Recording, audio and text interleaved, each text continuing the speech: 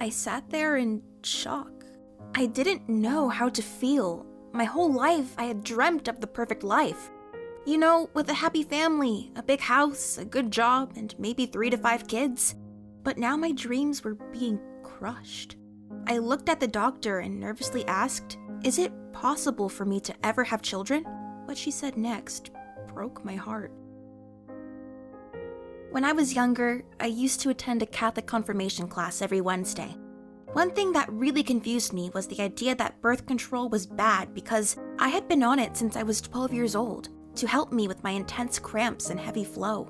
My teacher and youth pastors would constantly go on and on about how wrong it was to take birth control and how sex before marriage was the ultimate sin. Being an impressionable young adult, I took their hateful words as the truth. And even though it helped me with my cramps, I believed that I was committing a sin by using birth control. So I had a meeting with a youth pastor and talked to her about stopping it. She thought it was a great idea and recommended me to download some applications on my phone to help and track my period and said that maybe I can avoid bad cramps that way. Everything seemed fine until I realized that I hadn't had my period for over 3 months. I told my mom about it and she rushed me to the doctor. The doctor had to take 13 vials of blood for all the tests she wanted to run. 1 week went by. The doctor called us saying that the results were in and that we needed to make an appointment as soon as possible. My mom and I went in when we got an appointment. The doctor walked in with a distressed face. As she sat down, she turned to me and said, "Your hypothyroidism developed into Hashimoto's thyroiditis, a disease in which the thyroid gland is gradually destroyed, which means that instead of having too much thyroid hormone, it is fluctuating very rapidly." My mom tried to keep it together while my brain was still processing what the doctor just said. She looked at me in sadness while I went through every possible scenario when the thought of having children popped up on my mind.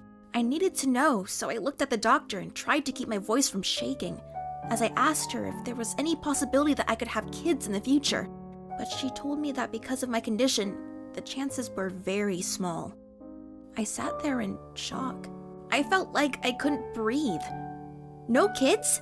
Ever? I'm sorry to say this, but there's more. You also have celiac disease, so you can't eat any food made of wheat, she continued.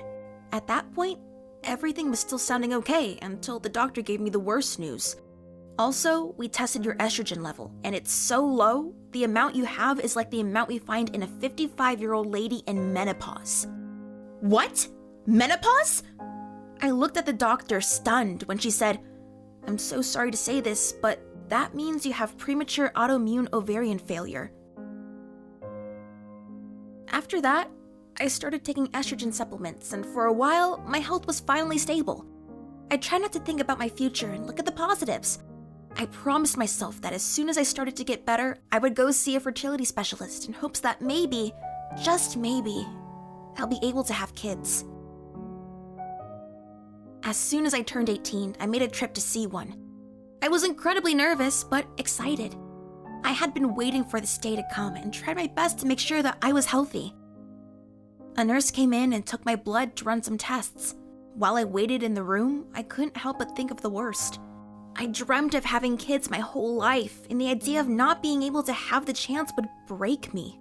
After a few more minutes, a doctor came into the room. I was so excited to hear the results when she opened the chart and looked at me. "I'm sorry, but from what I can see here, you don't have any eggs left in your ovaries at all." The doctor's words were ringing in my ear. I thought that I would be okay, but I wasn't. The doctor tried to comfort me, saying that there are options if I want to have kids in the future.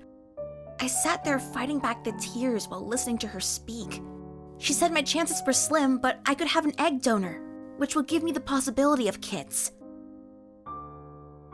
I was feeling fine while heading back home, but as soon as I got through the door, I exploded into tears. I couldn't stop crying for what felt like forever. My boyfriend at the time and I both wanted to have kids in the future. He was trying his best to comfort me, even though I was so upset. For months, I thought, why does this have to happen to me? The one thing I wanted most in my life was taken away from me. In the end, though, our relationship didn't work out. Am I even a real woman? I thought to myself. How am I supposed to afford an egg donor and all the expenses if I want to have a baby one day? I eventually told the doctor that I was depressed and I was prescribed with antidepressant medication, and I started feeling better after a while. And these thoughts about having babies but not being able to still cross my mind occasionally. Finding a partner has been one of the biggest challenges in my life. Most guys get scared away when I bring up infertility. One thing that's changed though, I've finally accepted that this is my life.